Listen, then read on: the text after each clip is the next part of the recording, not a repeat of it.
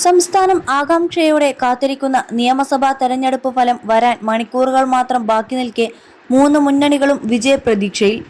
ഭരണ തുടർച്ച ഉണ്ടാകുമെന്ന് LDFും ഭരണമാറ്റം ഉറപ്പാണെന്ന് UDFും അവകാശപ്പെടുമ്പോൾ ഇത്തവണ വലിയ മുന്നേറ്റം ഉണ്ടാകുമെന്ന ആത്മവിശ്വാസത്തിലാണ് NDA ക്യാമ്പ്. ഭരണമാറ്റം ഉണ്ടാകുമെന്ന് ഉറച്ചു വിശ്വസിക്കുന്ന UDF ക്യാമ്പിൽ വലിയ ഒരുക്കങ്ങളാണ് നടക്കുന്നത്.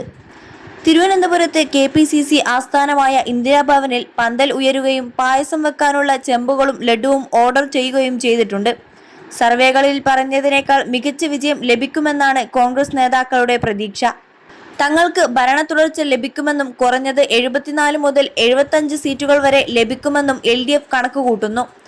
ഏതൊരു രാഷ്ട്രീയ മാറ്റത്തിലും തങ്ങൾക്ക് ലഭിക്കുമെന്ന് ഉറപ്പുള്ള 50 മണ്ഡലങ്ങൾ ഉണ്ടെന്നാണ് LDF ക്യാമ്പിന്റെ വിലയിരുത്തൽ.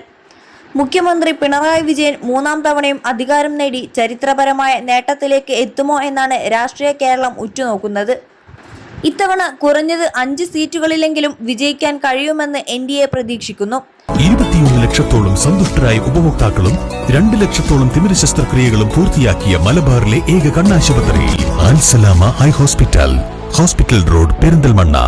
പ്രത്യേകിച്ചും നേമത്തും കഴക്കൂട്ടത്തും മികച്ച വിജയം നേടാമെന്നാണ് BJP കണക്കുകൂട്ടുന്നത്.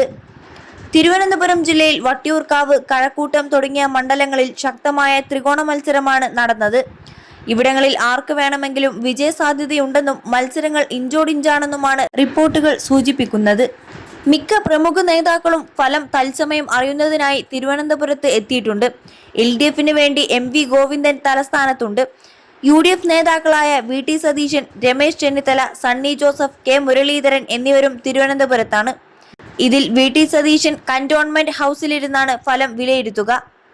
മുഖ്യമന്ത്രി പിണറായി വിജയൻ നിലവിൽ കണ്ണൂരിലാണുള്ളത്. പല പ്രമുഖ നേതാക്കളുടെയും രാഷ്ട്രീയ ഭാവി നിർണയിക്കുന്ന ഒന്നായിരിക്കും ഈ തെരഞ്ഞെടുപ്പ് ഫലം. VT സതീശൻ, K മുരളീധരൻ, രാജീവ് ചന്ദ്രശേഖർ തുടങ്ങിയവരുടെയെല്ലാം രാഷ്ട്രീയ നിലപാടുകൾക്ക് ഈ ഫലം നിർണായകമാകും.